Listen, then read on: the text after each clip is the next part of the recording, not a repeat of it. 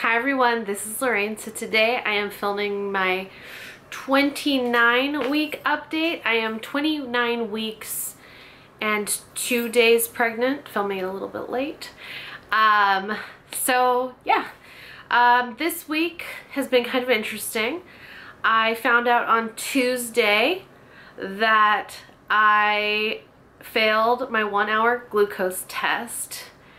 So that was interesting, and the funny thing was I don't normally eat, like maybe I'll eat an egg or waffle in the morning, but I don't normally eat it with syrup or anything. I just decide, like, sometimes it's just convenient and I'll just eat that as something kind of just to start everything going for the day, I guess. My son likes them. He doesn't like any kind of syrup or sauce or anything like that, but he'll sometimes eat those in the morning if we're like really in a rush and we need something just to get you going, you know what I'm saying?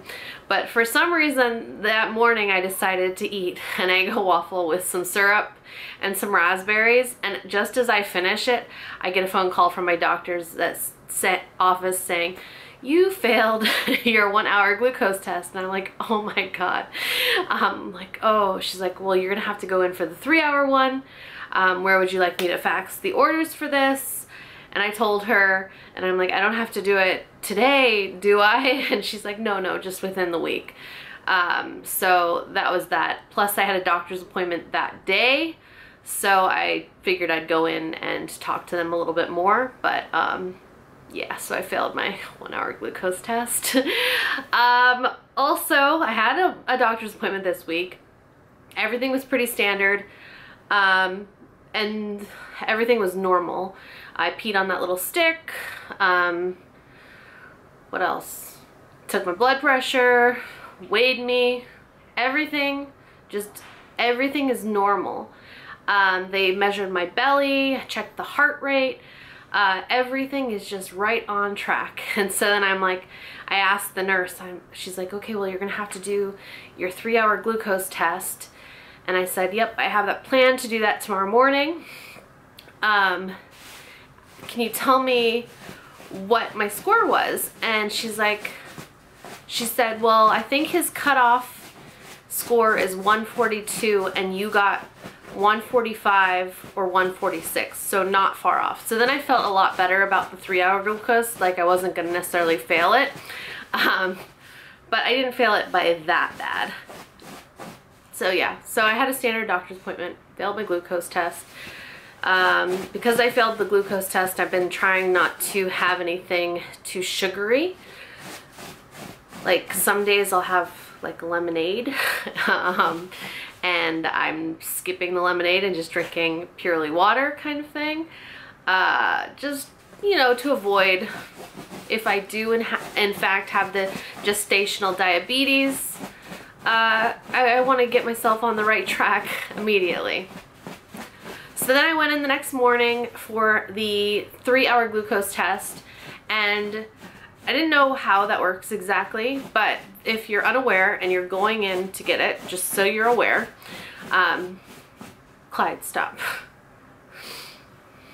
Sorry, my dog is scratching on a pillow to get comfortable. There we go. So anyway, you go in for your glucose test. If you go in for your 3-hour glucose test, it goes as follows. You go in, check in.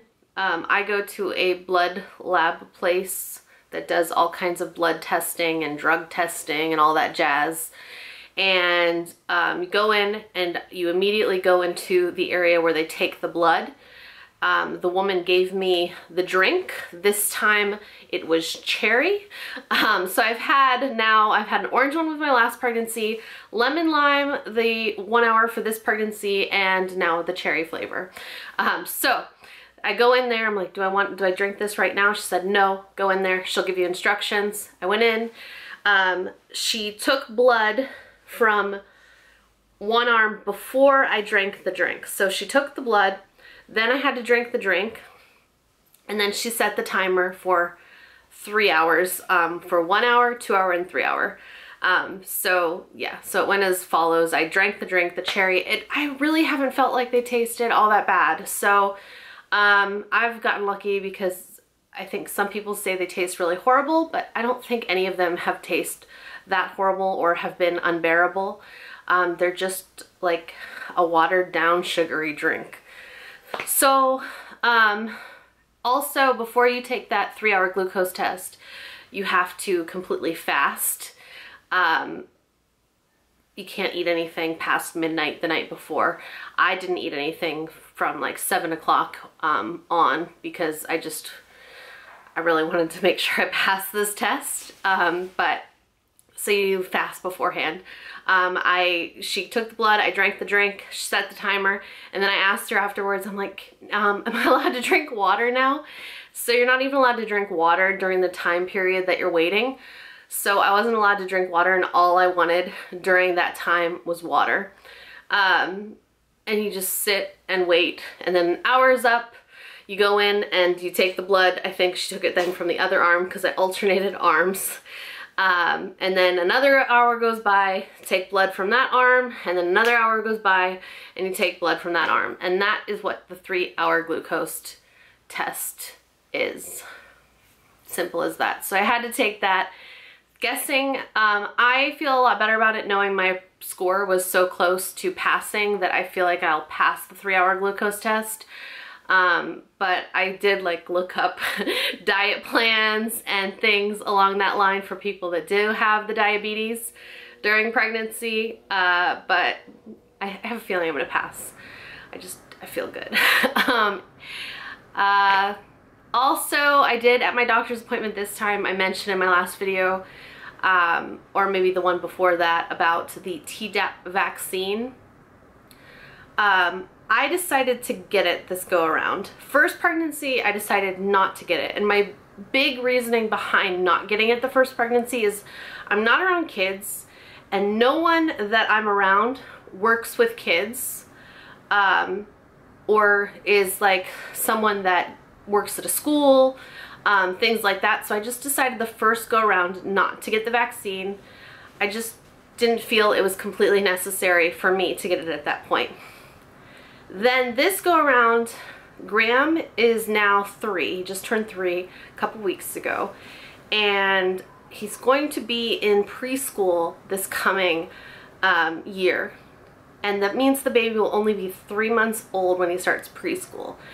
And I figured I probably should get the vaccine because I would like to, I know that he's gonna come home with so many germs from school, so many like kid things, that I just want to protect the baby to the best of my ability.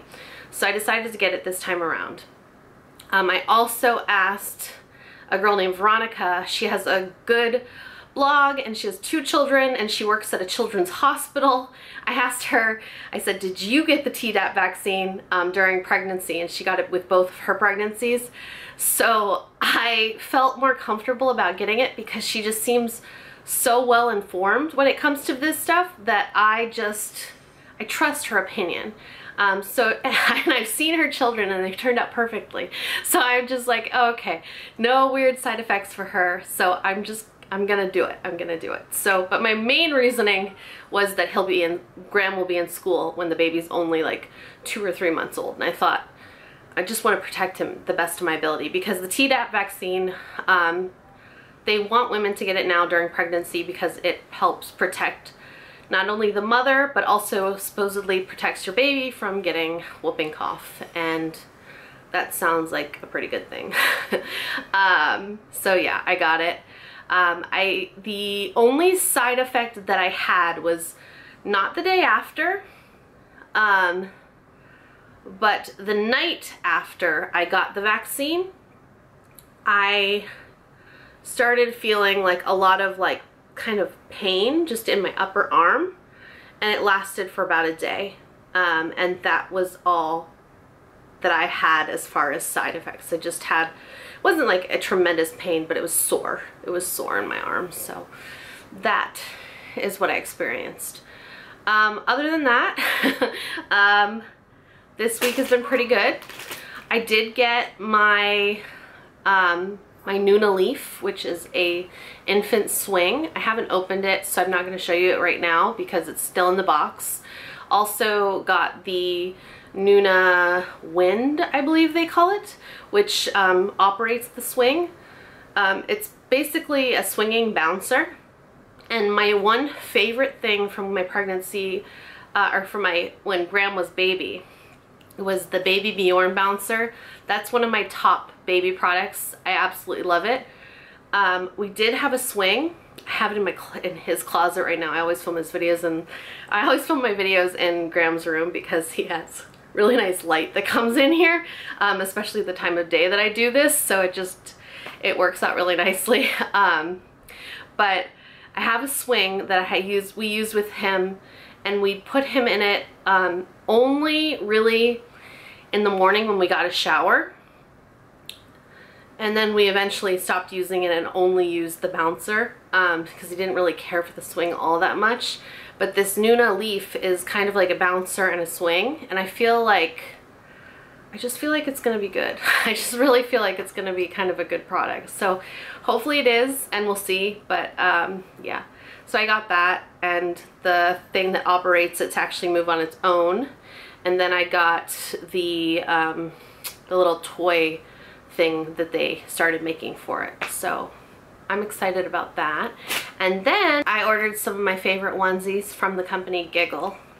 And their website is giggle.com, and they call this their basics collection. And I got two, I'll open one of them. I got the set of two of their just white onesie. It's for 0 to 3 months. They say on the website newborn to 3 months, and I really love these a lot. I cannot say enough good things about these. And I know when I open up all of Graham's old clothes, I'll have a bunch of these, but I don't know the condition they're in, so I figured I'd get at least one set of new ones now, and then I'll see where I am once I open up his old clothes, because I still haven't done that. I had already gotten this, and I showed it in a previous video. It's the Giggle Basics, the heather gray and the white and gray stripe. I really liked this one, so I figured I'd get a second set of it because these are my favorite onesies for baby. And then lastly, I got a set of what they call gray, which it is gray, but it's like a blue gray. So I got a set of the blue gray, which is nice. I thought it was going to maybe be the heather gray that comes in the set with the stripes, but I guess so you can see like the difference in the color. It's still nice. It's still nice. I'm still happy to have it, but I just really like that heather gray. And then I got this alligator towel. Graham uses an alligator towel at nighttime. One of his towels that he uses there is alligator. And so I thought it'd be cute if the baby has one that's an alligator one too. I have plenty of towels and things that'll work for him for the new baby. But I feel bad just giving him all of Graham's used stuff. I want him to have things that are his own. So I decided to get this one. And that's basically it for this week. It's been an eventful week. I guess as far as how I'm feeling, I still feel good. I still feel good. I now have started to get more pressure where I feel like I have to pee all of the time. When I stand up from ever sitting during the day, I feel like I have to pee. I don't really feel the baby move all that much. I didn't feel Graham move all that much with that pregnancy. So at this point in time, they want you to do kick counting. So I'll just periodically sit down through the day and just be like, okay, do I feel him? Is he moving in there? And then I'll push my belly around a little bit, and then he'll move a couple times, and I'm like, okay, we're good to go. But I don't know. I didn't really feel Graham all that much, and then anytime I had an ultrasound, they're like, oh, he moved so much. And that's the same with this baby, is they're like, he's moving so much, and I honestly don't feel it all that much. A lot of the time I'm really busy, so that's part of it. I just don't even think about it. But now that I have to pee all the time, I think about it more. I haven't had acid reflux at nighttime these last couple days, which is amazing. So I haven't really been taking acid medicine. So this baby's probably going to be extremely bald. I don't know how that works exactly, that old wives' tale. But that's it. So let me show you my belly now.